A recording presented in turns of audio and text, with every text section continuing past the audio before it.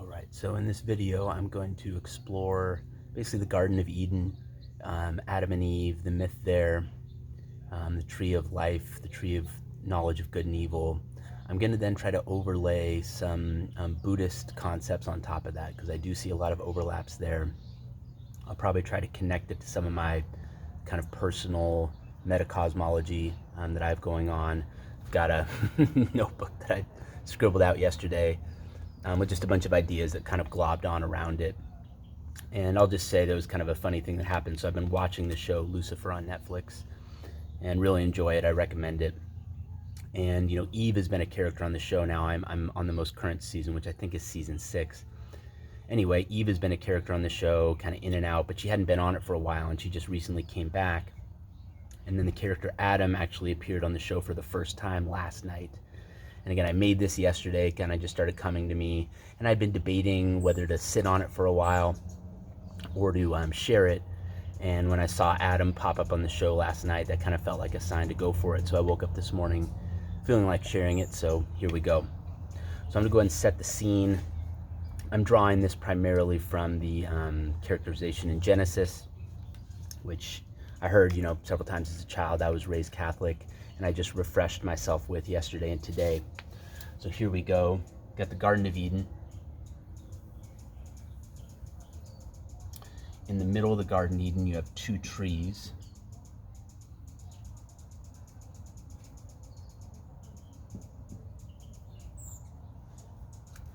Let's a little green on here, so we just remember that these are trees. As you can see, I'm not quite Bob Ross. So this is the tree of the knowledge of good and evil. Knowledge, good and evil. And then this is the tree of life. This is the tree, when you eat from it, you experience eternal life. This is a tree of quite a different character, which I'll be getting into here because it's kind of the pivotal point in the story. Now we've got the serpent, the snake.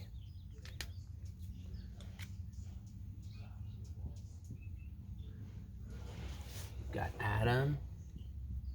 We've got Eve. Give Adam a little haircut, give Eve some longer hair. We've got God up here. Put a G on the face for that. And let's see, what else do we need to have to set our scene?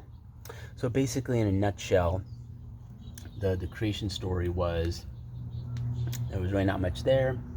There were just some rivers, some streams. God then forms man out of the dust, breathes life into the nostrils, then creates a bunch of animals. I won't even try to draw animals, just let these X's and Y's and Z's be lions and tigers and bears, oh my. So God creates man out of the dust, breathes the life in, creates plants and animals, and he gets to name them. I'll call you a lion, you a tiger, you a bear, you're a eucalyptus, you're a pine. But then man was unsatisfied, and so God created Eve out of a rib from man. So then you have Adam and Eve in the garden with all the animals and the creatures there. God tells Adam and Eve, hey, do whatever you want. This is kind of your little personal paradise here. My one rule is that you don't eat from this tree. The tree of the knowledge of good and evil is forbidden to you. So whatever else you want to have in the garden, go for it, but stay away from this one. So that's just kind of the general scene. So let me talk a bit now about what I see as kind of the mentality or the vibe in Eden before the drama unfolds. So I called it a paradise. And again, this stuff is not really in Genesis, so here I'm kind of riffing and inferring. I call it a paradise. Although if we look at it, it's not, I think, going to be maybe like a preschool version of a paradise, which is going to be a paradise with no violence, no death, no illness, no decay, no aging. Remember, we have the lions and tigers and the bears, we have the plants, we have all the creatures. Clearly the creatures are living off of something, right? The creatures toward, you might say, the bottom of the food, I wanted to say food pyramid, but I know that's not right, like the food web. the deer are eating grass, and then the tigers are eating the deer, and then the tigers die and decay, and they feed scavengers, which feed on them, and then their nutrients go back into the soil, which feeds the grass, right? Circle of life, Lion King. So we have all that going on. The reason it's paradise, though, is that nothing is bad. Nothing is seen as wrong. Nothing is seen as evil, right? So we have the violence, say, of a tiger's jaws snapping into a deer's neck. We have death. We have aging. We have decay. Right? Perhaps the tiger will hide in the grass so the deer doesn't see it, right? There's deception, right? And then we have so many other things too, right? We have the love between Adam and Eve, the love between the parents and children and the animals, right? We feel a sense of harmony, perhaps in the whole circle of life, the way the food web, for example, interconnects. We have sunrises and sunsets, right? Clouds, beauty, all these things. And my point here is, maybe I even betrayed where I'm going with this here by putting this on this side and this on this side. Really, they're all intermixed. And the reality we have here in this Eden state is really one where everything is valued for its relationship. And what we realize is each relationship depends on complementary parts, right? So there's death and there's also life. We don't say life good, death bad, or vice versa. We recognize that they're in a dance with each other. We recognize that they're in harmony. And in this Eden state, because there's faith, right? God is creating this. In my metacosmology, God is all of this. What you have is there's essentially a peace and an acceptance and even a celebration of all the aspects of what is, because no aspect of what is fixated upon and treated as glorious, beautiful, must have, or terrible, awful, must avoid, right? And so, for example, if we were to just look at violence, fixate on it, look at it in isolation, think about all images of violence, think about the suffering that violence can cause, all of a sudden, this starts to seem maybe like a bad thing or a bad place or a bad situation. But a violence,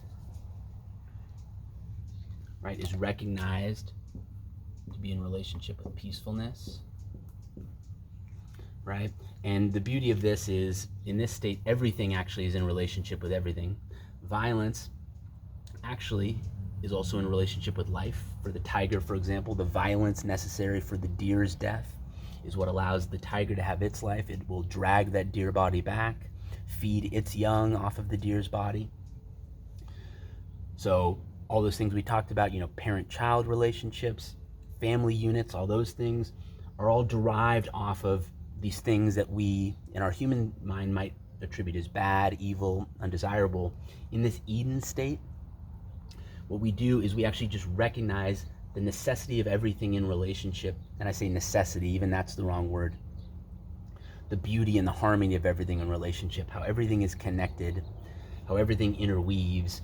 And then we can, even if there's something we don't understand, if we don't maybe see how deception in this moment is connecting with romantic love, right? Although all of us who have been through it know that there's some of this, especially in the beginning. But let's say we don't see that connection right now. We're not able to bridge that gap. This gap is where faith allows us to say, hey, I've got a finite mind. My mind and my body and my knowing and my not knowing are occurring in the unfolding of time. That too, this gap, is an aspect of God's creation. And so in faith, I embrace that just as everything has its place in this harmonic whole, right? My ignorance or my unknowing in this moment has its place too. And so instead of seeing this as a problem, seeing this as negative, this gap, faith is what essentially fills that gap and allows us to remember, aha, this is all God's plan unfolding. This is not something to fix on and to be negative. Instead, that ignorance I have works with knowledge. And in time, right, we can begin to appreciate more and more the dance, and maybe why it was wise or beneficial for us early on to not know certain things, why it was actually in our best interest or in the best interest of the whole for my knowledge to come on gradually instead of being instantly there at once. So the artistry, right, the profundity of the Creator is the grounds of faith, and the profundity and artistry of the Creator is evident in the harmony of these relationships, which in the Eden state we can see. Now, in my personal view of things, which I've laid out in several other videos, you could watch the one called Special Relativity, or read in brief essay I wrote called General Relativity, which goes into this in more depth. But my notion is oneness, God, spirit, being, and these are kind of in an overlapping Venn diagram. Oneness is really this. It's the state of pure potential where everything's existing in harmony. The only thing that exists essentially is relationship. There's no thing separate and apart from any other thing. All you have is essentially one giant infinite dance of the harmony of all things. And I think Eden, before Adam and Eve had before Eve has their conversation with the snake and they have their engagement with the tree of the knowledge of good and evil, is essentially this state of oneness. And so, again, kind of mapping the Bible creation myth onto my personal metacosmology, what we have is this is essentially here. Before the fall is our oneness state. And so let me then, I think what I'll do next is kind of lay out how things start to change. And what I'm going to do is I'm going to zoom in on the tree of the knowledge of good and evil. Believe it or not, I went through a couple different rehearsals of how to draw this, and this was the best one I came up with. All right, two little Art Garfunkel heads there, I guess. Okay, and I'm going to put a coil in here, and this is coiling inward. Okay, so this is a tree of the knowledge of good and evil. We know it's got some fruit on it, right? It's commonly depicted as an apple, so I'll stick with that. Put a little green leaf on it. And this is the tree that God said, hey, Adam and Eve, you've got free reign in the garden. Eat whatever you want, enjoy whatever you want, but just stay away from this tree. And before I bring Adam and Eve and our serpent back into the scene, let me just briefly overlay a Buddhist concept that I think maps really beautifully onto this. So in Buddhism, there's the notion of the kleshas. And the kleshas are essentially these qualities, these tendencies, these habits of mind, these states of mind and being which cause and perpetuate our suffering. And I've seen it laid out as the 5 kleshas. I think really at its core, it's 3. And there's a couple different ways to translate them. I'm going to lay out just the ones that resonate best with me.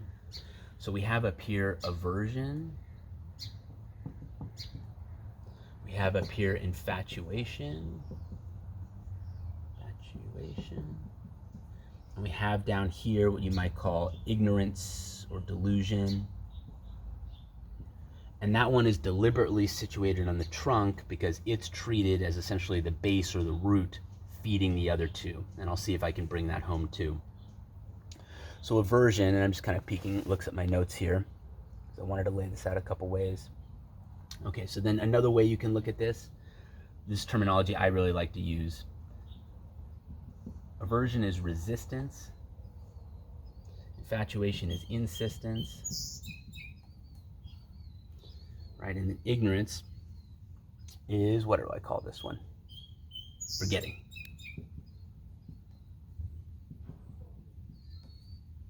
Right, and then translating this into kind of maybe even something at the basis level. Aversion is no, no, no. Infatuation is yes, yes, yes. And this is me, me, me. So again, the aversion, ignorance, and infatuation, I think would be treated as acceptable translations from the original Buddhist texts. These other ones below are just kind of my more spin or modernizing it or tweaking on it. But essentially, aversion is something arises in our world, something arises in our environment, right? Let's put that oneness state back up here. and we see violence arise. Now, of course, what we saw from before is if we have violence and we recognize the relationship it has ultimately with everything else, but maybe most obviously we can realize, say, the violence of the tiger having to do with the life of the tiger, the life of its family, all the lives that will spring off of that and spawn off of that, what the tiger's ultimate death will then feed to the scavengers of the environment, which then gets sewed back in to feed the life of the deer and its family, which then goes back, right, again, circle of life in the Lion King type of situation.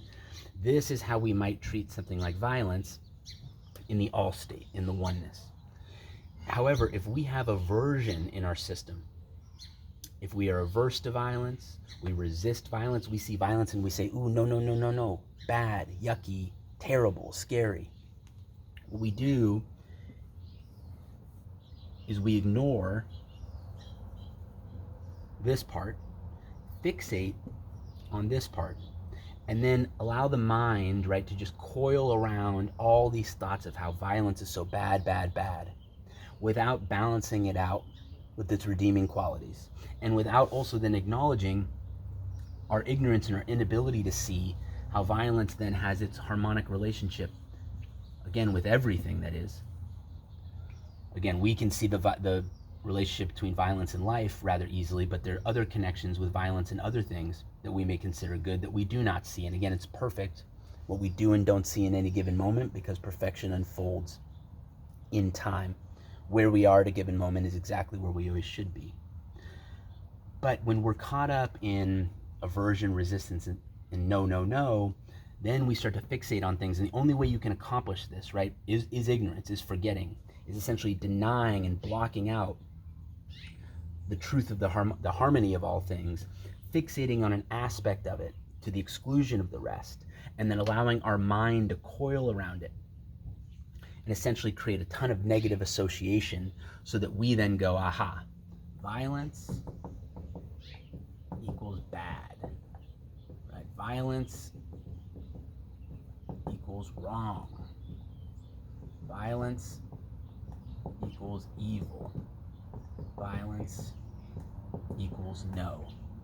See how stiff we are? See how negative we are, right? See how dismissive we are of so many other narratives that are actually not just more beautiful, but more true, right? No, because we've got to reduce it down here. We've got to get down to brass tacks and, hey, separate the good from the bad, right? Notice how underneath all of this is scarcity. And the scarcity can sometimes be very subtle. It can actually even sometimes seem like an abundance. For example, we may tell ourselves here, hey, what we want is an abundance of peace. We want an abundance of safety. And so that's why we're demonizing violence, because violence is the enemy of peace and health and safety, right? Notice, though, that we're creating a scarcity here. We're not trusting ourselves. We're not trusting our minds. We're not trusting our hearts and our beings to embrace violence as a part of life, to embrace violence as a kind of, if we think of the universe as a quilt, right, a stitched of a series of atoms and molecules, we are part of that quilt to the same extent any violence is. We inflict violence, right, although we like to deny that a lot. If we look at things from the broader perspective, see things from a position of abundance and acceptance, we then stop putting violence into this box and instead allow it to return its place in the dance. But the scarcity, right, which I believe is really kind of this finite mind here, right? Why is it finite? It's only got so many neurons. It's only got so much processing power, only so many bits it can run at a given time. And so it then has kind of a scarcity built into it. And then with this framework, right, it begins to see the world as a place that we need to break down, right, put a circle around it, and then essentially divide it up into what I'm averse to, what's bad, wrong, good, or evil. This is kind of where we get the yin yang. That all goes into shadow. And then what's nice, life, happiness, peace, love, all those things, those go into the light. And so we say bad, bad, bad. All that other stuff is the infatuation, right? Oh, good, good, good. Ignorance is kind of forgetting or denying that we're doing this.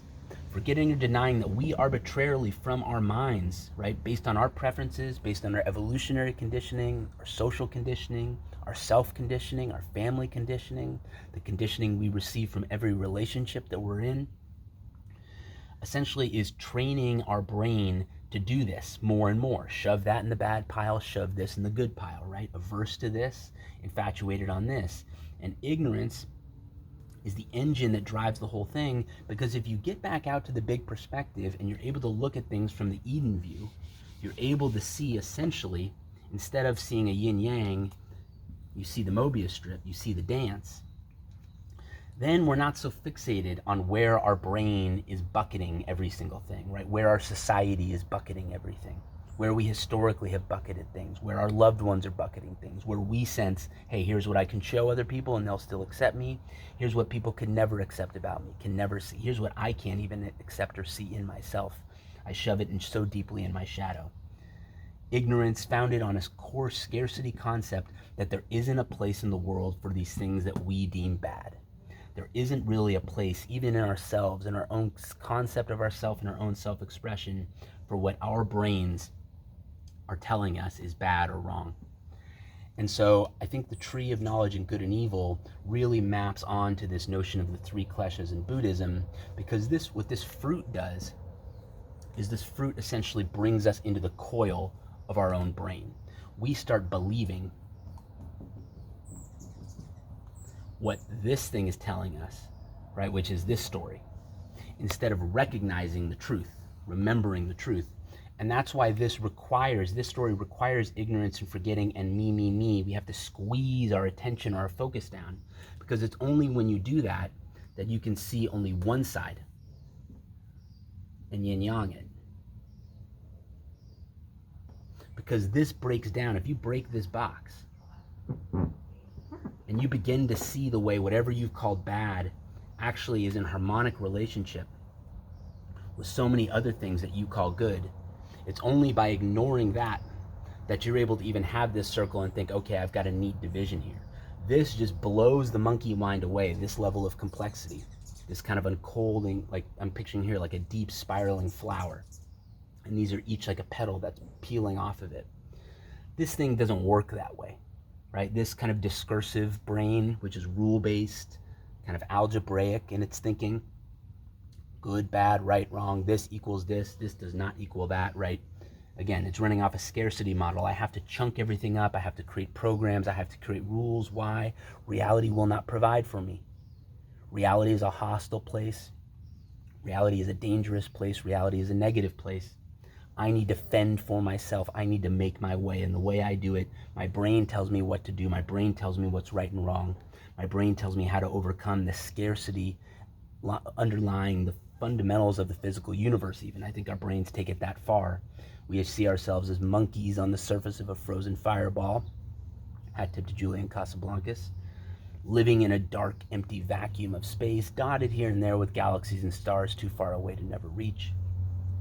Wonderful to look at in images, but ultimately hostile to my fragile monkey body. And so I rely on my brain to get me from here to the grave, to enjoy some degree of peace, comfort, harmony, to have the good life. But always, always, always having to maintain this degree of separation, having to know this line well, respect this line, keep this line, maintain this line, and whatever we do, keep what's in the darkness in the darkness. Don't even acknowledge its existence, or if we do, shove it right back. Okay, so that was my overlay of the three kleshas onto the tree of the knowledge of good and evil.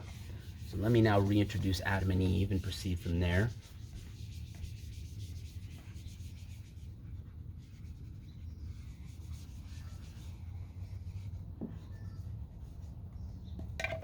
Put our apple back up. Okay, so in the story, I got up here and God has said, nope, just don't eat that, right? The tree of the knowledge of good and evil. This is the one tree you don't eat from. Every other tree in the garden is good for you. Adam and Eve, the first humans, could they help themselves? One quick point here.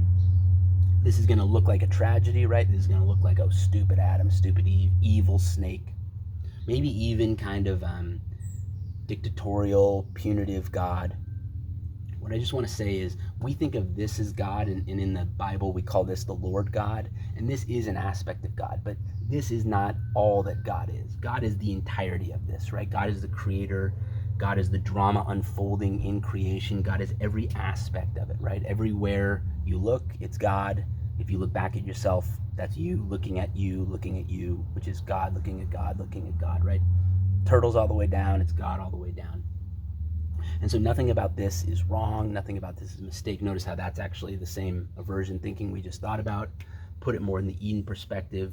What we realize is everything's an unfolding and a process.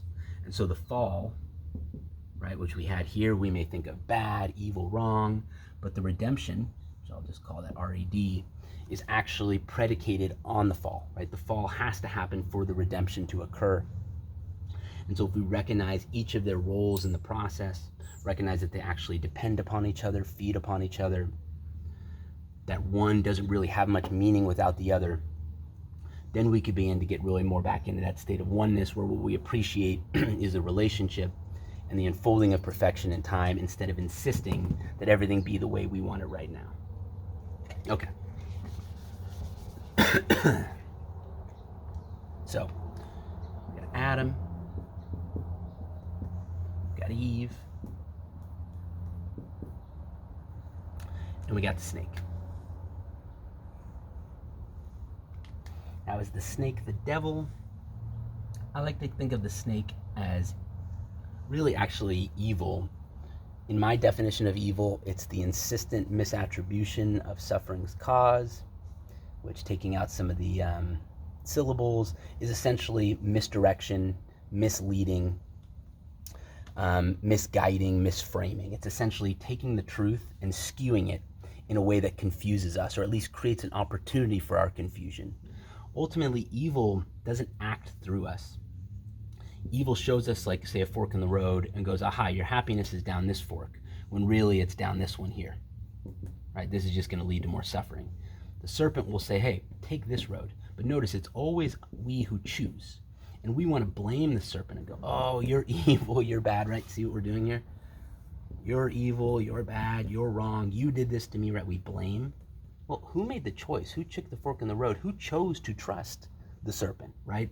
It's always us. It's always us in our choosing. Is that bad? Is that wrong? No, in the unfolding of our story, it's all perfect. It's all happening as it needs to be. I think what's tricky, though, is when we want to go back and have kind of an overview like this, we immediately want to start creating heroes and villains. And of course, within the framework of this individual drama, yes, the snake sure seems a lot like the villain because the snake is the one who's implanting the deception.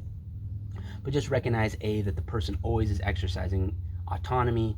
So they really, if they do want to blame, they really need to look inward for that because they had a lapse in judgment, trusting this instead of trusting their heart, having faith in God, consulting the matter. And if there's going to be any kind of guilt or shame or any of that stuff, zoom out. Remember, all of this is the unfolding of God in time. Guilt and shame is just a coil game that creates more suffering. Evil is always pointing toward guilt and shame as, hey, here's how you're going to find your relief. Here's how you're going to fix your problem. That only leads to more suffering. Healing and happiness come through a different path, and I'm going to try to talk about that here as well. Okay, so got the serpent, we got Adam and Eve. Now, what does the serpent say? And I've got my Genesis, my Genesis pulled up here.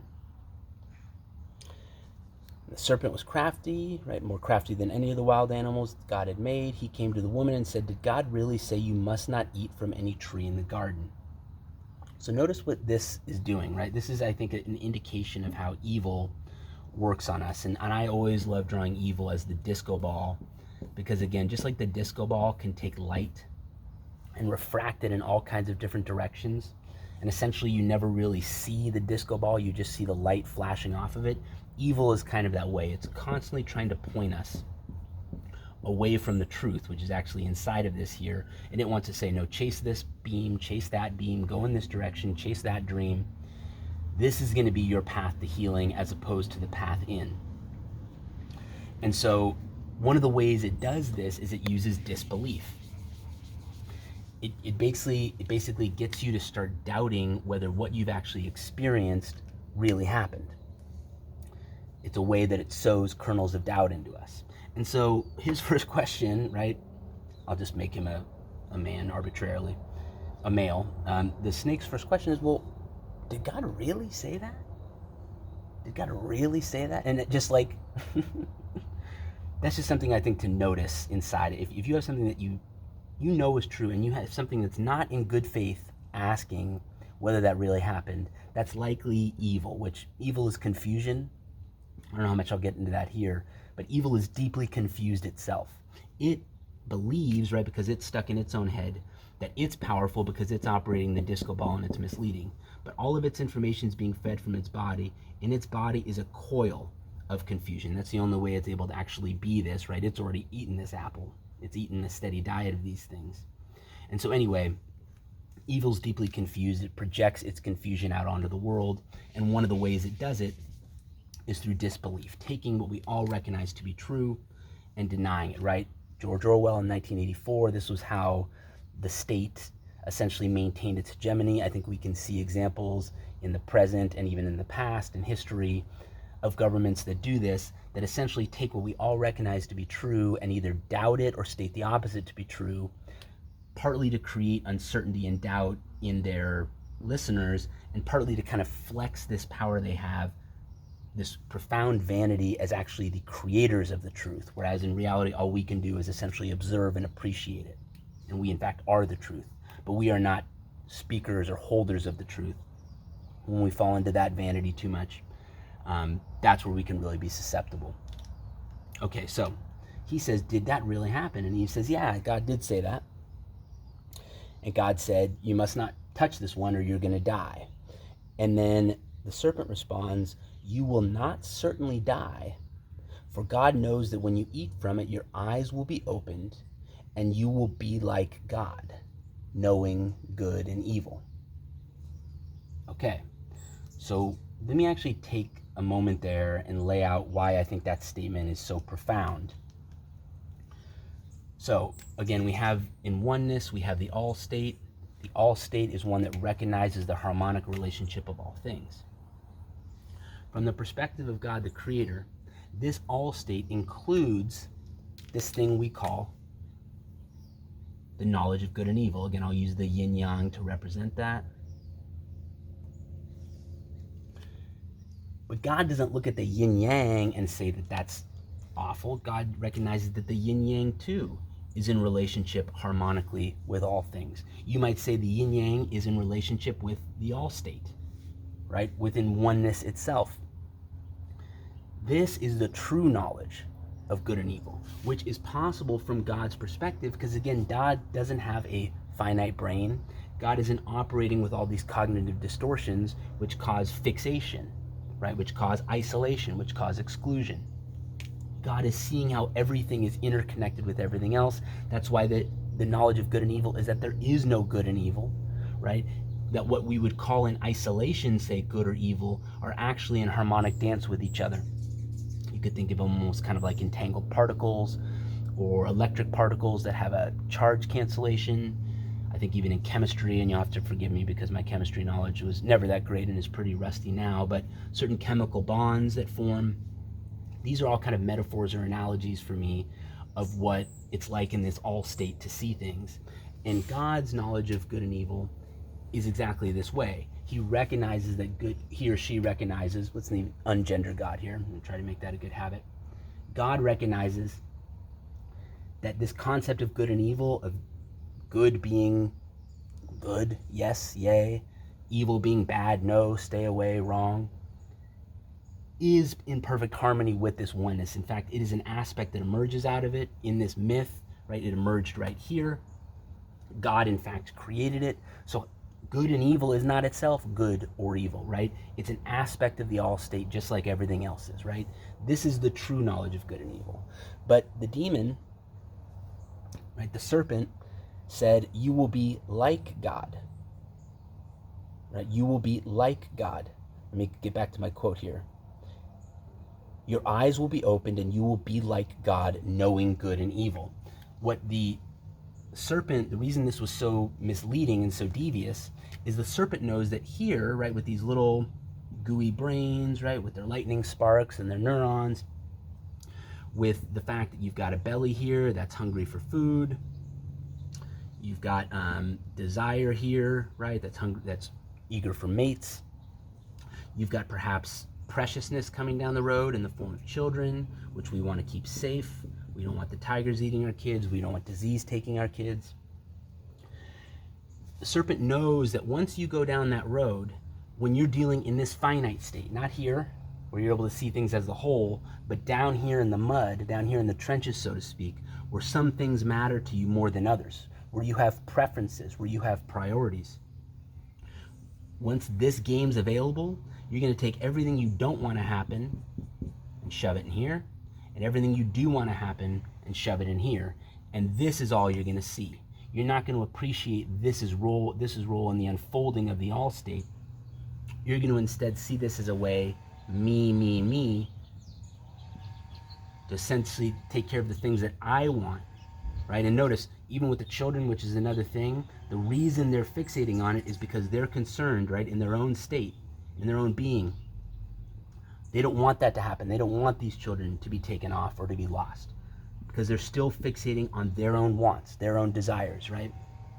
That was the first and second noble truths of the Buddha, right? Suffering is essentially a part of life, and the root of suffering is desire. That is really what this means. We're fixating on what I want instead of recognizing that what I want is a part of the all.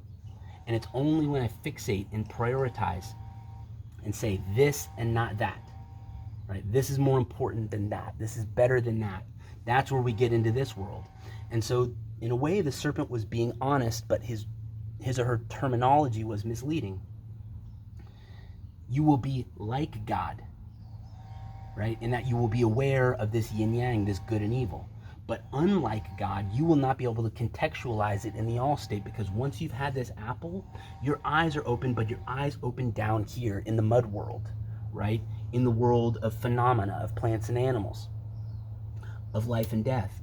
No longer do you have that perspective you have in Eden, where you recognize the harmonious relationship of all things, where you essentially are woven into the fabric of all things, and you don't see yourself as something more important or separate from it, worthy of protection, needing some kind of machine like this to take care of ourselves in our physical world, right? That's the Eden state. Once we've had this and our quote-unquote eyes are opened, essentially this eye shuts. These eyes open, these physical eyes connected to this brain, to these brains here, to all these hormones and desires, all this conditioning that gets us to go me, no, yes, yes. And then this essentially becomes a model for our beingness. All the things we don't like shoved into shadow, demonized, hated, denied. All the things we do like shoved into light, lionized, prioritized, aggrandized. And so essentially then we live in denial of what is, what we are, our true nature, our true origin. Why? In order to have this immersive experience in this world, believing that this world is all there is, instead of recognizing this world, right, Earth, an earthly experience, the earthly vision, and say death on the other side, being in a harmonic dance with each other, being complementary, actually needing each other to be in their fullest expression, right? From that view, you might call this kind of the third eye view that God has. That's all apparent and that's all evident. But God, instantiated as Adam and Eve, closes the third eye, opens the two eyes, right? One eye, two eye, ooh, and right, eats the fruit and is now living an earthly existence built around me. Some things are more important than others. Those things always are going to come back to, if we look at them honestly, sometimes it's layers and layers and layers, but it's always going to come back to me. What I don't like, what I do like, right? This is essentially then the plight of man, the plight of humanity, is living with the two earthly eyes open and the third eye closed, the third eye being what allows us to recognize the fuller pattern in which these smaller things occur. Okay.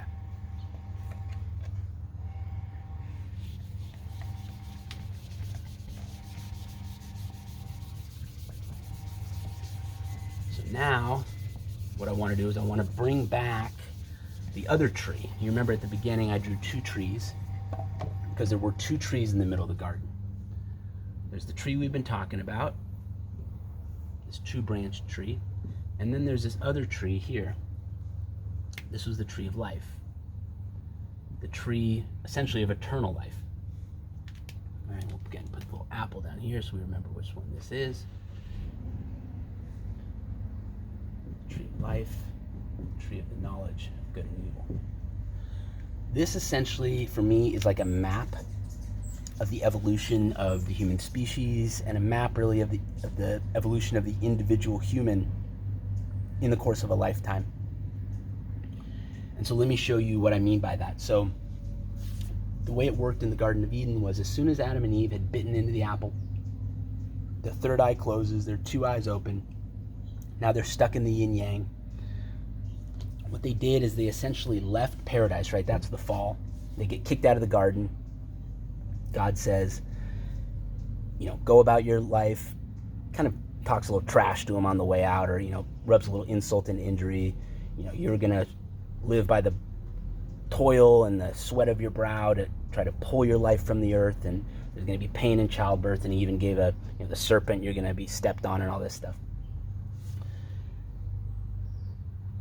But essentially God said, okay, out of Eden, you're done. Now you're going to live in earth, and that's where we find ourselves now, right? And so what that is essentially the out journey, right? And this journey ends with a return to the tree of life. If this one is an inward coil, the tree of life has an outward spiral. The tree of life, right, and let me go back to my Genesis here.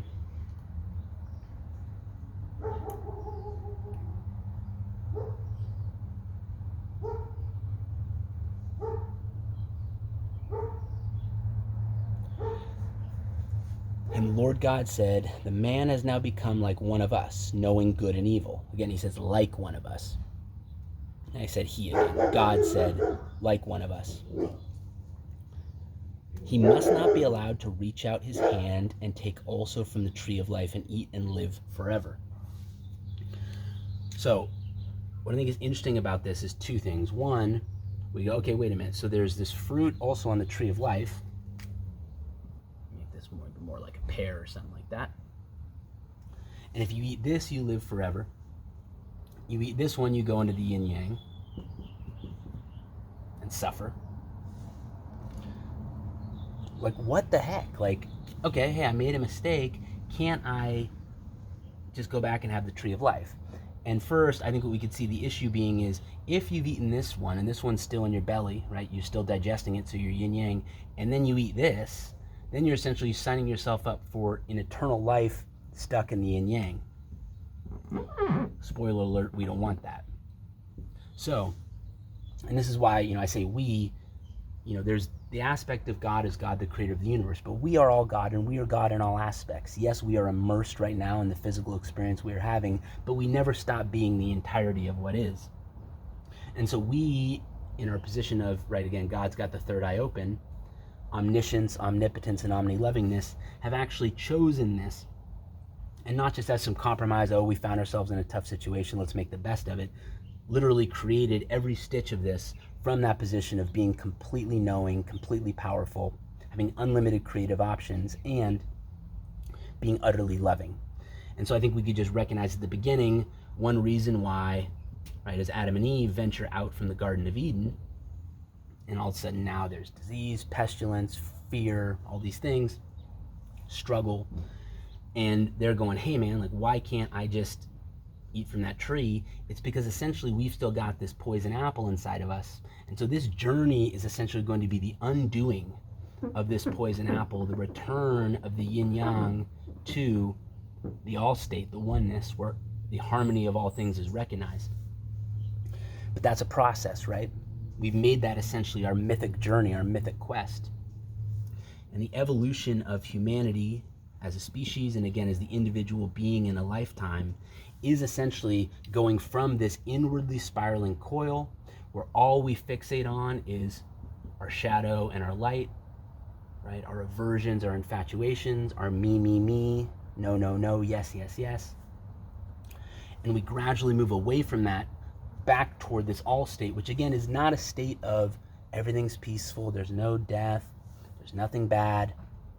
It's a state that recognizes how all of those things that seem bad in isolation really are part of a beautiful tapestry, part of a beautiful harmonic dance, kind of like a note in its complementary notes in a symphony. And it's only when you look at one in isolation of the other that you fail to appreciate its beauty in the whole piece. So as we're going through our journey, what we're doing is we're gradually purging out, essentially, or harmonizing, purifying this confusion in us and getting back to a state where we can recognize, even the yin yang is not bad, right? It's just complementary to the all state, which is itself a state of relationship. And notice how this kind of is a folding in on itself, because this is a relationship, and then this is a recognition of relationship within itself. This, to me, has an interesting kind of divine structure to it. There's kind of a, like, just like this, again, is kind of a coiling in. There's something about this that kind of is infinite and spirals out, because it's a relationship appreciating a relationship appreciating a relationship. This is not really fully formed for me yet, as you can tell, but I see kind of that as something, I mean, it's kind of the key that's going to lead us up and out. Maybe that's why I'm fixating on it so much. I don't want to make this same mistake like this. But there's something very powerful in this posture, and I think it's really this posture of seeing the relationship between yin yang and the all state that really is going to be our key back to the tree of life, which, when we eat it, allows us to have eternal life, which we already have, again, in our oneness and our God self. But down here in our instantiated physical beings, I think what we'll find is essentially a move back up into our spirit self, which I haven't really talked about here, but I talk about in some other videos. Eventually back into our God self, and then really back into the state of oneness. And that's what this tree of life is. It's a move back into a state of oneness where even what we think of as ourselves is recognized as a harmonious relationship, utterly interconnected, interdependent with, coexisting with, co-creating with, co-dancing with every other aspect of what is, right? That's the fruit of the tree of life. And ironically, it's the truth of the knowledge of good and evil, which gives us the experience we call life, which is the experience essentially of life and death on earth, of struggle, of suffering, of confusion, of kind of getting it, playing the game. Hey, okay, I kind of get how to keep myself alive and be a human that other people aren't killing or anything like that. So I mean, I'm playing the game well enough, but what's this game within? What's the context of that? And this is what I see, right, is the tree of the knowledge of good and evil is what puts us into duality, allows us to have this convincing finite existence. This, I make it seem like it's a journey or a slog, some trial we must undergo, and in ways that is true. But in other videos, I've talked more about the redemptive path of this, how at all points in this, essentially, God is acting with complete love. And so maybe, right now, for example, it's much easier for me to articulate how this is bad or difficult, I think, because, again, I'm still very deeply here. I'm still very deeply suffering. I'm still resenting a lot of the experiences I've been having on this path. And so as a result, maybe that's why I'm even characterizing it this way, as kind of this journey out. But I think in truth, if I can kind of step back and kind of hold myself to my own premises, I can recognize that every single step on this path, every pebble in the shoe, every snake bite along the road was crafted by God, and not just as a means to an end, but as an end itself. I don't think God looks at things just in terms of means and end. God, of course, recognizes the causal relationships between things, but God, I don't think, takes any plays off. I don't think God ever looks at something and goes, okay, I'm just going to make this is how you're going to get from step 2 to step 3, and I'm not going to pour much love or thought into it. I think every aspect of everything is equally loving, which is utterly. And it's really just our inability to recognize and appreciate it that maybe makes it seem more like a negative than a positive. And then again, I can get down on myself about that and go, well, man, I'm so one-sided. But if I'm being honest about that, which I think I am, well, that's just where I am in my progress, in my development. And I can put that within the larger context and recognize, hey, I, in a position of omnipotence, omni-lovingness, and all-knowingness, am literally choosing again and again and again to instantiate myself right here. In other words, if I knew everything, if I had full creative power and I was at my most loving, I would not change a thing. Why? Because I am in that state right now, and exactly what's happening is happening, including my being perhaps biased toward the negative in my characterization of this journey. Okay. So, just put a little bow on that. Tree of the knowledge of good and evil is what essentially sends us on our outward journey of dualism. And as we soften our dualism, again, we don't become anti-dualists. We don't go, oh, this is bad, right? That's aversion all over again. What we do is we recognize the role that dualism plays in our return to our all state, into the fullness of it. And we accept any ignorance we have along the way. We recognize as faith, inviting us to retrust. We could say God, but that almost externalizes it too much. Retrust ourselves, right? Retrust our deeper knowing. Avoid that ignorance of me, that forgetting, that insistence that everything's be better for me now, right? That things be good now. Instead, recognize any potential shortcoming is really a gap which we can fill with faith. Fall back on our knowledge or appreciation of the all state, and then basically surrender to the flow of time and trust that the flow of time is what's best for us, and that we actually, things get tricky saying get more out of it, but I think the way we really move on this path is surrendering into the flow of time, allowing that third eye to open, but also keeping our two eyes open too. In other words, fully engaging to our life, to our environment, to what's happening with us, while at the same time allowing that third eye knowing, which may look more like this, right, may look more like this, to unfold as well, where eventually then at the end of our experience, we're not going, oh, screw the yin yang, that's terrible, right? We have that yin yang integrated into our more holistic knowing of what we've always been and what we in our infinite wisdom chose to experience for purposes perhaps ultimately experience beyond this myth. One other thing I want to hit on here is what Adam and Eve do after they eat the apple.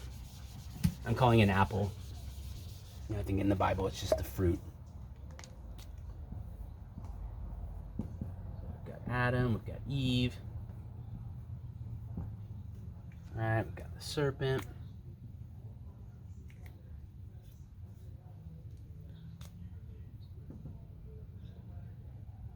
We've got the apple. And they eat it, right? What happens? In the Bible it says their eyes opened, right? And again, maybe it's a little cutesy, but I felt like that was a cool stumble upon there, right? Kind of like their yin yang eyes open, but their third eye, right, which has the holistic view, closes. And what do? They notice they're naked. What's the first thing they throw into the shadow? Their genitals, right? Their sexuality. They're literal tools of creation, right? They throw them in there. They throw those into the pile of aversion, of negativity, right? They see that, right? So essentially, if we're looking at it through kind of a scarcity mindset, they essentially are getting this idea of, oh God, Freudian slip, there are things that are wrong and there are things that are right? In this Eden, this thing which, God, it seems so harmonic. Everything that happened, death, birth, violence, creation, before it was so harmonized. It was all this giant dance. And now, all of a sudden, good Lord, things are bad. What's bad? I'm bad. Literally the things that I would use to create my own children, right? To spawn the entirety of the generation is bad. Notice how that's the first thing they throw into the shadow. I think that's just kind of wild. And we still share this, right? The stigmatization of nudity, the stigmatization of sexuality. How ironic that the first thing that we put in there is literally what we use to generate our next generation. Literally the things we use to co-create ourselves. That's how deep kind of the self-loathing and the self-hatred is in this coil, is the thing that creates more of me is the first thing that I see as bad, right? That's what this scarcity does, is it gets you essentially to turn on yourself, to turn on the people and the things you love, and you tell yourself you're doing it for some greater good, right? That's one of the tricks here in the yin yang, is What we'll put in here will be my religion, my country, my ideology. I didn't mean to spell orc, but that kind of fit. My belief system, my sense of virtue and all these things. And in the name of this, we will kill. We will commit violence.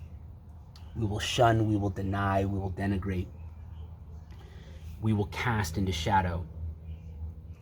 And it's just wild how this scarcity mindset creates these beings which have the potential for so much good, so much love, not just the potential, which manifests even in this state, right? Love. Maybe, before I was talking about that journey out and that journey back, and I wasn't appreciating some of the goodness. I'm remembering now one, which is the human heart, and that even in the depths of yin-yang confusion, you will see acts of tremendous selflessness, tremendous sacrifice, tremendous heroism, which really can't be reduced to this, right? And this is kind of that transcendent quality of the human heart. That's why I think really heart is the essence of God and oneness, because it's through these acts of selflessness and sacrifice and compassion for ourselves and for others that we really transcend this game, this serpent game, this coiling inward on ourselves, and have this transcendent experience what you really can't explain either through an evolutionary history, a mythic history, anything like that.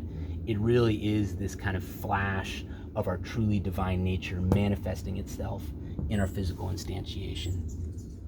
And if you're doing that only at the end of the journey in the tree of life, well, that's no surprise. The opening of the heart is really the vehicle, I think, for the opening of the third eye. So when we reach our evolution up here and we're getting back toward that tree of life, it's just going to be one human heart after another, wide and radiant and blazing open, the third eye fully open, living in harmony. That's kind of a natural outgrowth of the process, that the heart can in this rise up from the swamp and the coils and the constrictions that this creates and still do those acts of tremendous bravery, tremendous selflessness, tremendous sacrifice. That to me is truly profound and inspiring and amazing.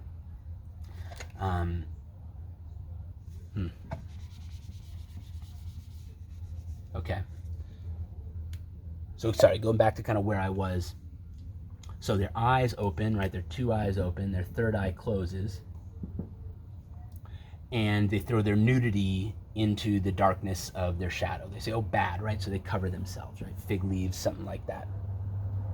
Then what they start doing is they start hiding, right? So God's going through the garden, right? La-da-da, la-da-da. And Adam and Eve are back here going like, oh my God, can God see me? Can God see me? Okay, now think about this, right? God has the third eye open. God is the creator of all things, including Adam and Eve. The creator never stops being all things. And yet these ones, again, this is the ignorance. This is the forgetting. And this is the me. They've forgotten that this is all a fabric. You could think of it kind of almost like a spider web.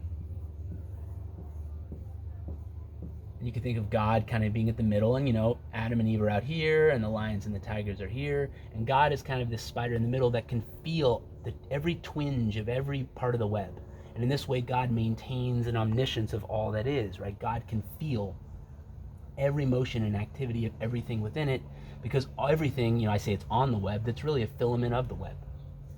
And occurrences are kind of like breezes and things like that hitting it, and God's in the middle and can feel it all. So God knows that Adam and Eve have eaten the apple. God knows that Adam and Eve think they're hiding. And why do they think they're hiding? They forget the nature of what God is, and they're so fixated on me, they think they are isolated things that can hide behind this other isolated thing, right? So God over here can't see them hiding back here. Why? Because they're this contained unit hiding behind another contained unit, as opposed to being individuals in this kind of spider web or spiral of God's infinite knowledge. It's silly, it's foolish, and it's very sad and very tragic, because it betrays a deep ignorance and a deep forgetting in them, which is moments before they had full harmonic awareness of. So they've thrown their nudity into the darkness. They've thrown their interconnectedness with nature and with God, and their appreciation of God's knowledge and God's role in creation. All of that now has gone into darkness. And their hiding, I think, is symptomatic of all of that. And then the last thing they do, and this is really what Adam does, maybe perhaps the birth of patriarchy, is God goes, well, what happened? And what does Adam do? He kind of throws shade at Eve. Let me get my quote here.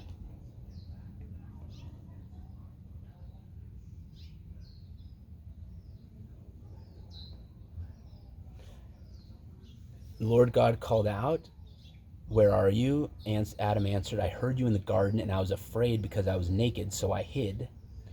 "Who told you you were naked? Have you eaten from the tree that I commanded you not to eat from?" The man said, "The woman you put here with me, she gave me some fruit of the tree, so I ate it." He blames, right? Which he's anticipating a vengeance of God. God is saying what happened, right? And Adam, who ate the apple of his own free will, he now projects the serpent onto Eve. Just as Eve, right, made her choice. She had her fork in the road, right? Do I eat the apple or don't I? Right, the serpent first planted the idea, hey, you sure you can't eat that apple? And then the serpent deceived and said, hey, eat the apple, right? And you'll get things that you want. Notice how actually the story was embedded in that, right? You'll be like God. Your eyes will be open. Isn't that what you want? Isn't that good? Instead of trusting what God told them, which is don't eat it, she trusts her own desires, right? Before she's even eaten the apple. It's almost like the seed of the apple is inside of her, and the eating of the apple is what essentially allows that seed to sprout. Or don't eat it and remain in Eden and remain happy, right? So eat it and suffer. Don't eat it. Remain in Eden, be happy. We want to say the serpent was evil. We want to blame the serpent. But again, the serpent just presented the option and introduced the deception. It was Eve who made the choice to follow the serpent's guide over God's. Adam then does the same thing onto Eve. He's like, hey, yeah, that woman you brought here, right? She convinced me to eat the apple, right? He's now serpentizing her, seeing the fork in the road and acting almost like she shoved him down it, right? Or tricked him into it. When in fact, he made a choice of his own free will. And if he's looking honestly at self, what he's realizing is he knew what God told him. And he knew what Eve told him. And he trusted Eve over God, right? And now he's turning around and blaming Eve because he trusted her. Do you see the absurdity of it?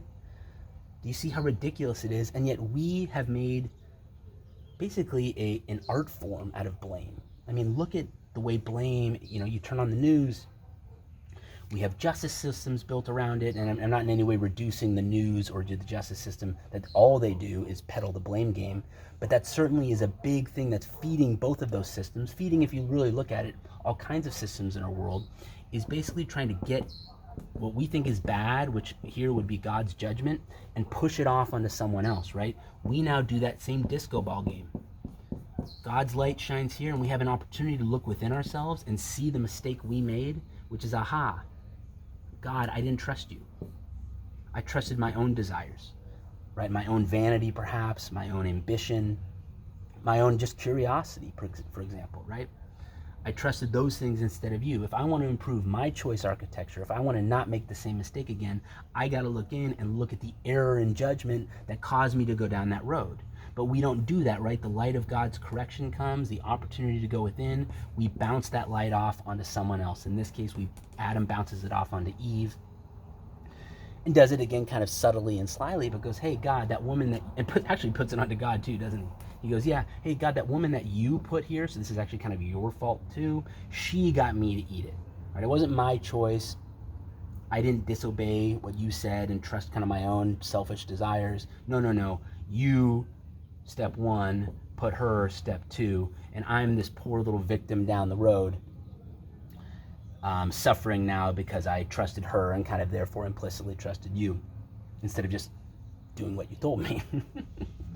So anyway, this disco balling of blame, this basically assuming the form of the serpent, which I think in this deep yin yang is essentially what we do. This is kind of the serpent here, you might say. There's a little face on it right here. And it constricts and coils around these things to keep them locked out. It actually also coils around these This is kind of maybe the twin coils of vanity, right? And you have shame here, right? And then you have pride or arrogance here, right? It says, oh, I'm so good because, hey, look at all these good things I've done. Or, oh, God, I'm so bad because look at all these bad things I've done. It's all a disco ball game, all essentially a legacy from eating the fruit. But would Adam and Eve have even eaten the fruit to begin with if they didn't already have the seeds of that desire to basically be selfish inside of them? No, we want to just blame the serpent, say it was the serpent's fault. And so we just keep projecting our shadow onto all these things instead of turning around and facing it and realizing it's because we've drawn this line and because we deny what's in here that we constantly live in this cycle of essentially blame, make the same mistake, blame, make the same mistake, blame, make the same mistake. We don't learn.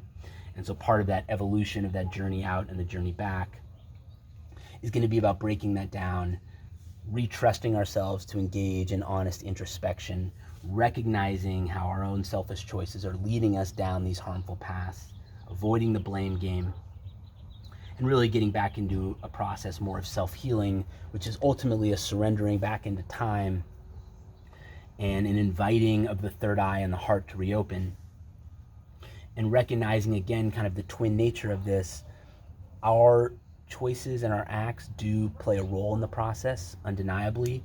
The process is also an unfolding in time, so you could say that choices made on this level matter, but then the choices made really at this level matter. They're all really our choice. We identify with these choices because, again, we're identifying with our physical being. But I guess what I'm getting at is what's really can be frustrating about the path, and I speak from experience on this, is you say, oh, I figured it all out. I need to open my heart and I need to open my third eye. And then it's really easy to draw another yin-yang. Opening the heart, right? Opening the third eye is good, it's light. Closing the heart, closing the third eye, bad. So do this, don't do that, right? Praise, punish. Accentuate, put forward, deny, hide, right? Just keeping us in the game longer. It seems like what the masters figured out is, again, something more like this. Open the heart. This is an opportunity for us to experience grace, to experience positivity, to get a taste of what it's like when we eat from the tree, when we're kind of more in connection with our God self and our oneness self. But then when the heart's closed, right, and that third eye is closed, if we just treat this as bad, as shadow, as something only to endure, to get through, we're victimizing ourselves, right? Treating it as slack in the journey, as just some trial to get through. If instead we can surrender here, see this as a gap calling for faith. And when we surrender back into time, we surrender to the rawness of this happening and to the recognition that if we don't feel like it's something we can control, that's because we, in our omniscient and omnipotent and omni-loving state, chose not to delegate that degree of control to ourselves at this period of time. Later, perhaps in our evolution or our growth, both as individuals and as a collective, we'll get there. But if that's not where we're at right now, we just have to be honest that that's not where we're at. And we can have the twin of the aspiration to continue opening it, the praising it, the desiring it, the enjoying it, and then surrendering into the difficulties and the pain. Honestly, what feels like the torture sometimes of being in this state.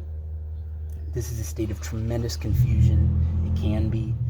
And I guess what I'm trying to get at is the confusion and the pain and the difficulty here is compounded the more we resist and insist.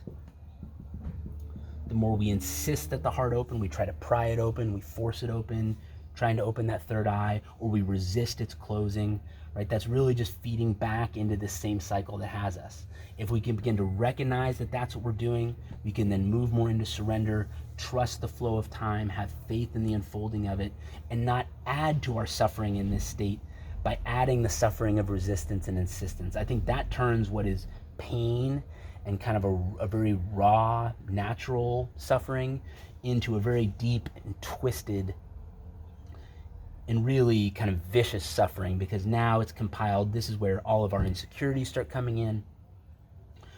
All of our negative thoughts about ourselves and the world can really start spiraling in here mentally. And so where I find myself right now is in this loop here. And I still very much resist and insist the closing of my heart and my third eye, and I still very much extol and celebrate this. I'm learning slowly the wisdom of surrender and how to recognize when I'm in this state, and then recognizing essentially the habit of surrender, what it involves, and leaning on faith. But it's a lot easier said than done, and that's maybe the deeper level of surrender, is to recognize that there's no way I can recognize this well enough to skip it. I can't use essentially trying to pry my third eye open and see this pattern and essentially hack my way out of it where all I have is this, right? I surrender that I can only know what I know, and that if I try to kind of huff knowledge, right, try to nitrous oxide my knowledge, turbo, which I definitely do, it doesn't help. It just spirals me back in and actually makes this suffering worse, because I'm in a way demonstrating my dissatisfaction with it. I'm hating it. When you pour more hate into something, how is that going to make something feel better? From a remove, these things are obvious in the moment. It can feel right to do it. So I guess what I'm sharing from where I am in my journey is look at where you are, embrace, and know that if you're resisting and insisting when you feel your heart and your third eye closing, that the next step for me was just embracing that this is happening, that it's happening perfectly, that I actually do myself a favor when I refrain from resisting and insisting, and I surrender instead to it, and that in surrender it builds and requires faith, which is essentially a recognition of the situation, and I'm trusting the situation over what this and its temptation is telling me to do, which is all kinds of things. I mean, literally, name an evil act, name a deed of self or other destruction. When I'm in this state, and especially if I'm resisting or insisting, my mind becomes as evil a place in the world as I know. And I draw myself back to that fork in the road, and maybe you can see resistance and insistence up here, and you can see surrender down here, and I see myself here. And the serpent is here, and the serpent is always saying the same thing: eat from the tree, resist and insist, right? And this will end,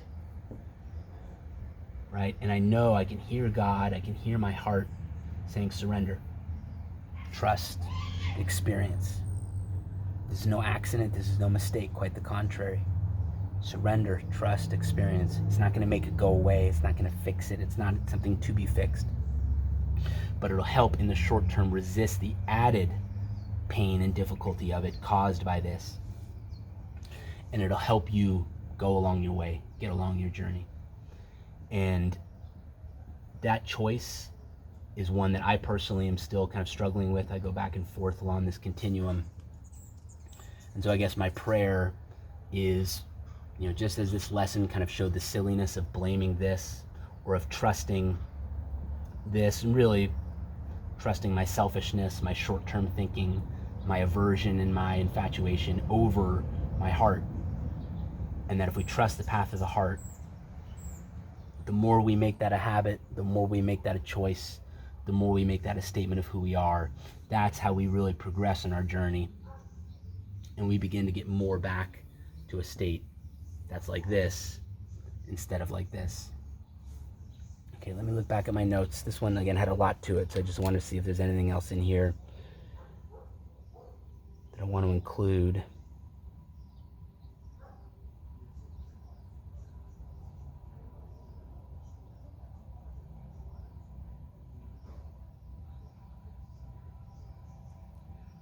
Let me do one last one here. I'm going to kind of go back to the Buddhism, to the story of the Buddha. And I'm going to try and tie it back to the middle way and to the story of Siddhartha's life. He was the man who became the Buddha, at least according to the legend. Okay, so this is going to be a real quick version of Buddha's life.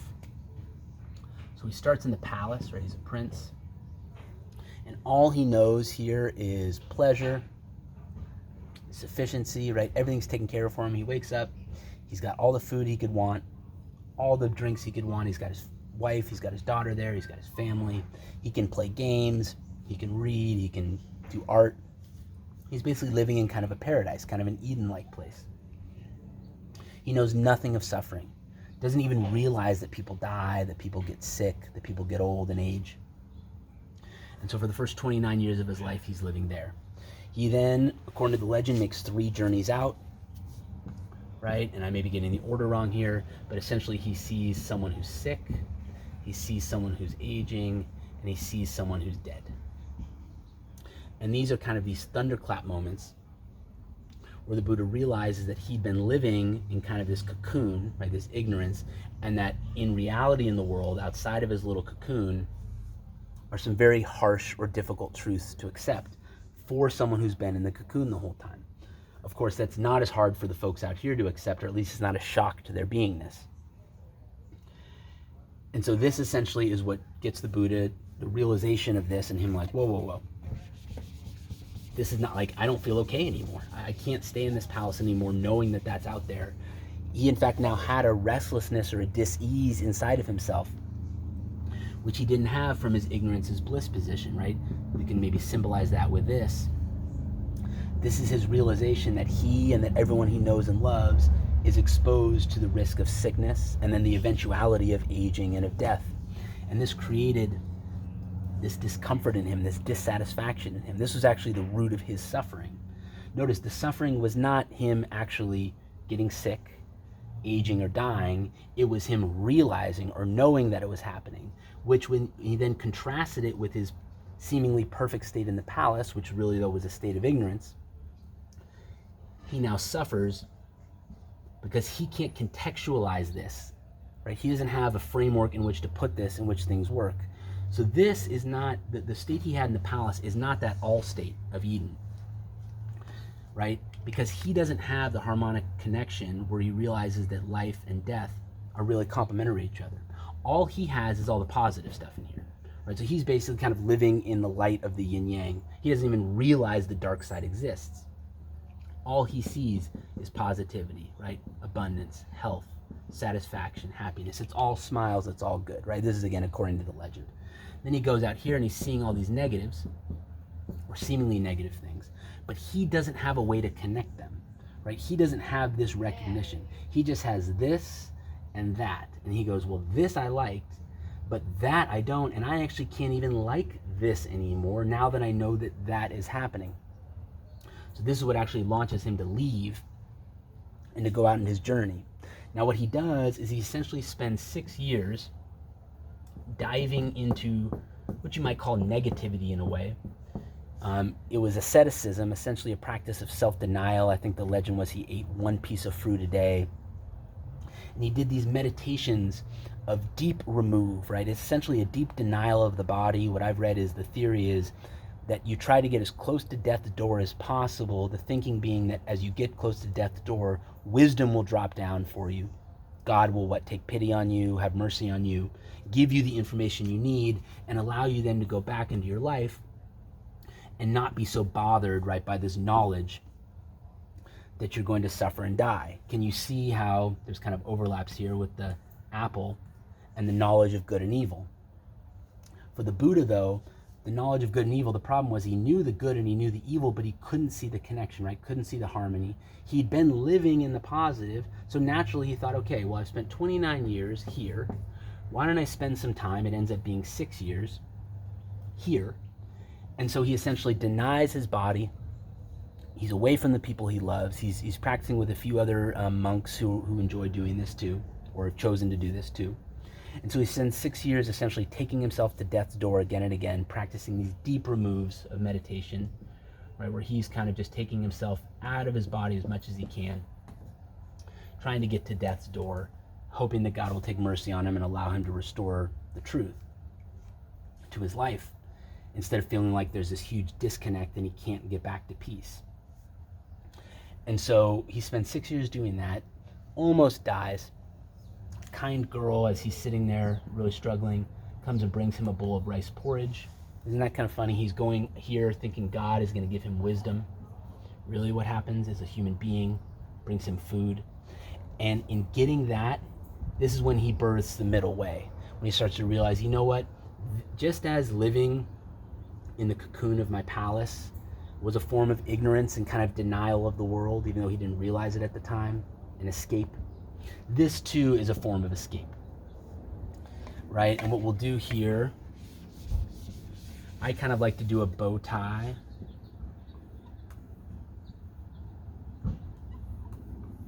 Right, you can map it onto this as well.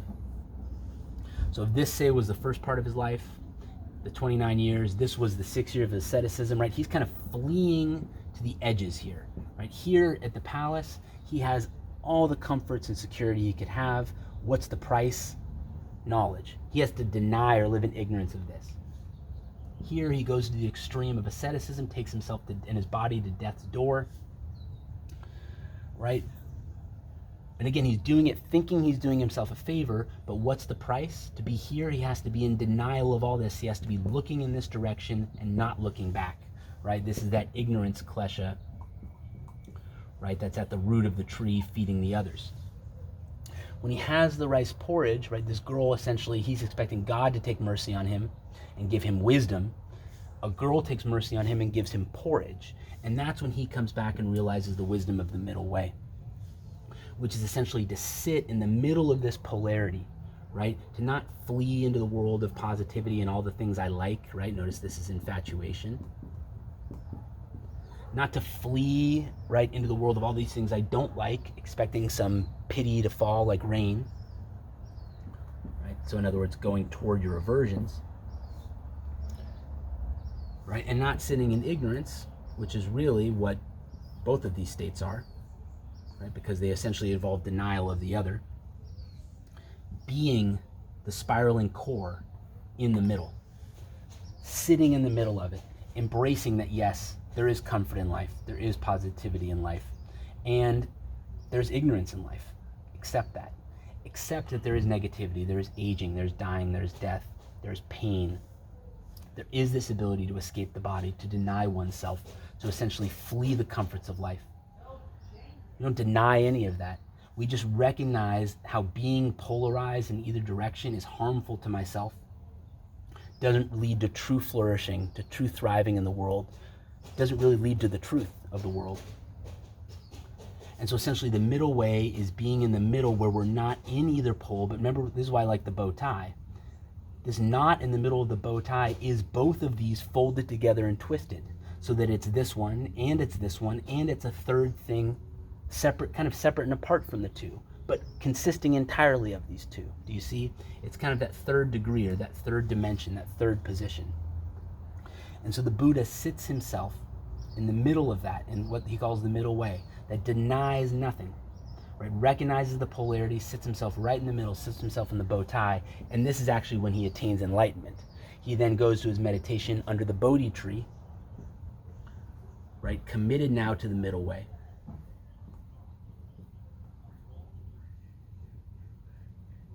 Right?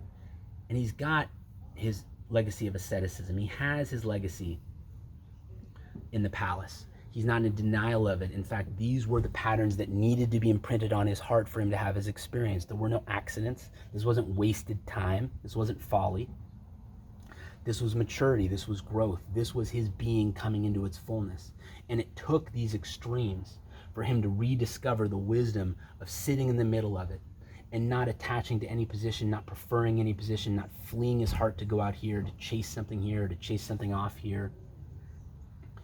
Sitting in the middle of that human heart, that beating human heart in the rhythm of time, aware of all this, but not fixated on any part of it. This was how he achieved, I think, his middle way poise, his extreme poise and position, which then allows him to attain enlightenment. And so then bringing it back here, what he would then see is this.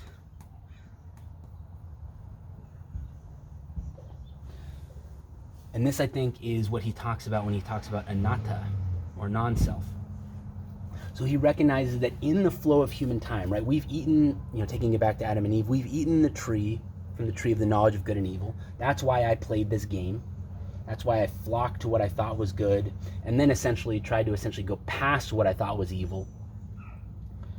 That's why I played this game. That's why I was caught in polarity, right? There's this toxicity in me, this poison in me, right? You call it like an illness or a sickness. It's really, say, the apple still being digested. And again, Buddhism was where that tree of the three kleshas comes from. He says, yeah, that's the game. In the flow of time, that's what's happening to me. And yet, I also exist beyond the flow of time. At all times, I am a non-self. I am the all-state. I am everything. I am this harmonic relationship. And the truth, this third truth, this middle way, is being in the middle of those two things.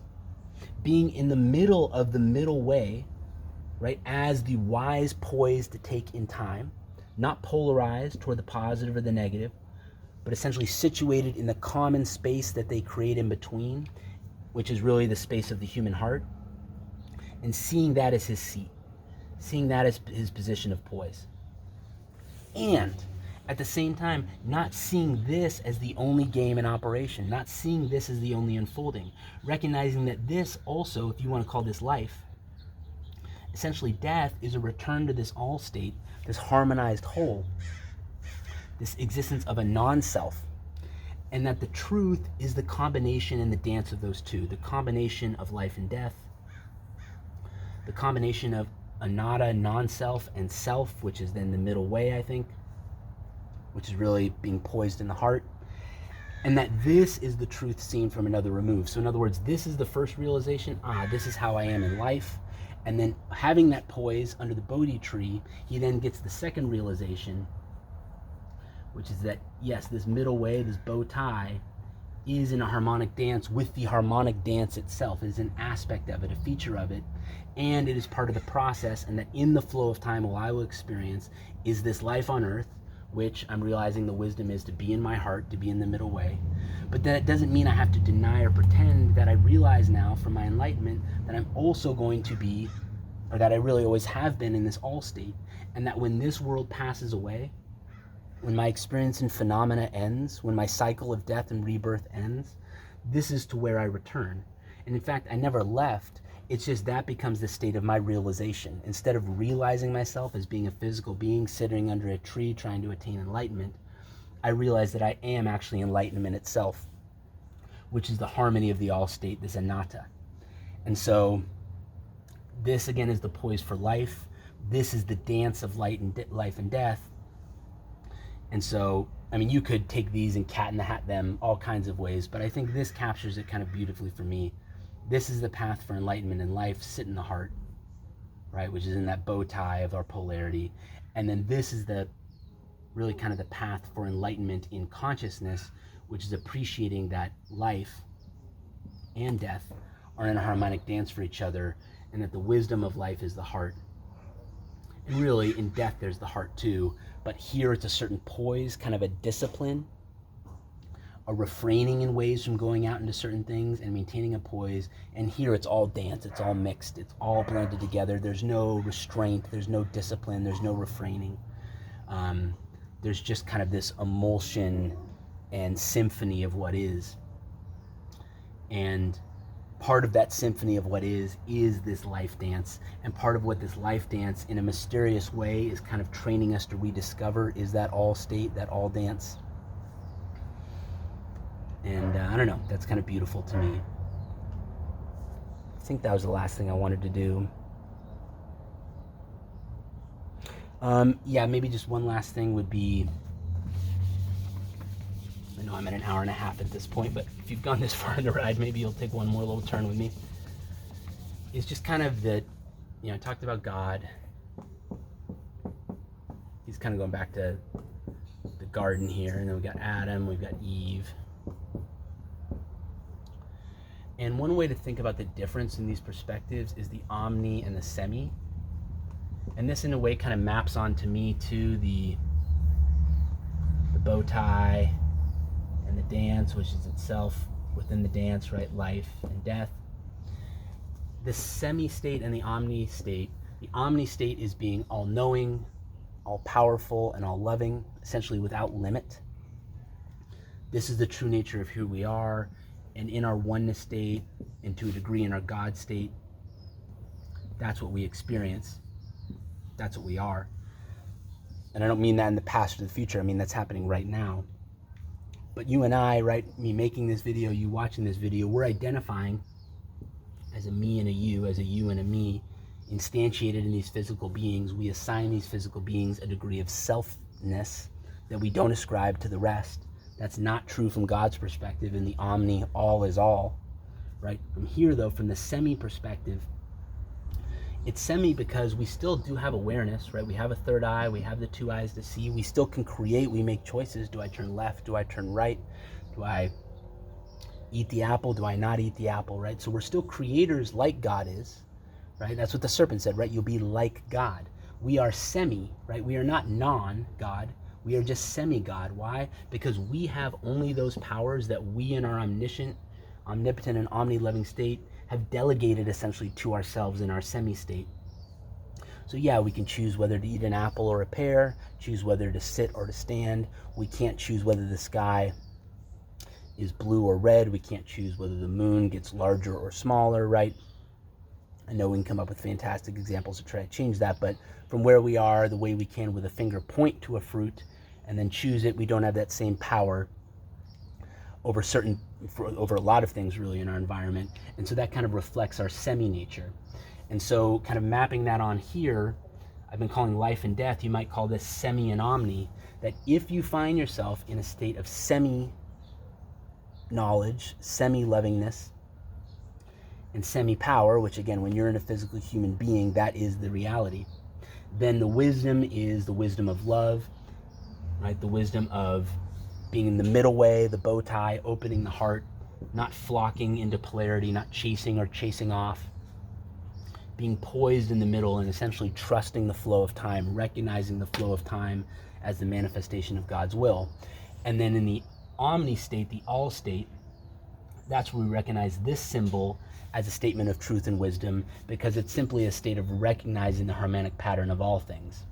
And the truth that we're able to have here is this truth, right? And this is kind of a, I don't know, I'm almost getting kind of chills or jitters getting to this state. I'm not sure what that means, but essentially this is an interesting kind of meta perspective where we simultaneously are able to recognize the truth of life and the truth of death, the truth of our semi and the truth of our omni from within our semi state, right? Which is then, I think, kind of a channel with the omni state. In other words, when we can really be in a sense of superposition about this, recognize the relationship between the two, recognize our position, but actually recognize that this is equally our position too. No matter how identified in seminess we are here, we're always here, which means we're also always here.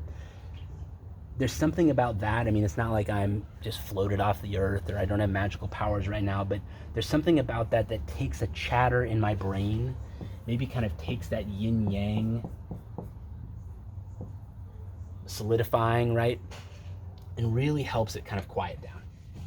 Really kind of suspends my monkey brain from its chunking of the world and bucketing into good and bad, and invites really a suspension and appreciation of a pattern that I in my finite brain cannot really appreciate, but that when I symbolize it this way, it kind of lets my heart feel the beating of a heart here too. And again, it's not like I'm transposed. I don't know the lottery numbers or anything like that, even though I kind of like to. I'd really like to. Here, it's really more of kind of a recognition on kind of like a twinkle level, like just this very subtle shifting where I feel the semi and the omni kind of blending and blurring, which, you know, on the ultimate level, they really do. And so anyway, if you find yourself struggling, just remember, hey, I'm semi right now. Heart, middle of the bow tie is my path. I never stop being omni, and so when I'm ready to re-accept that truth, I can put them in the meta harmony of life and death, of semi and omni, of time and no time, and go from there. Thanks.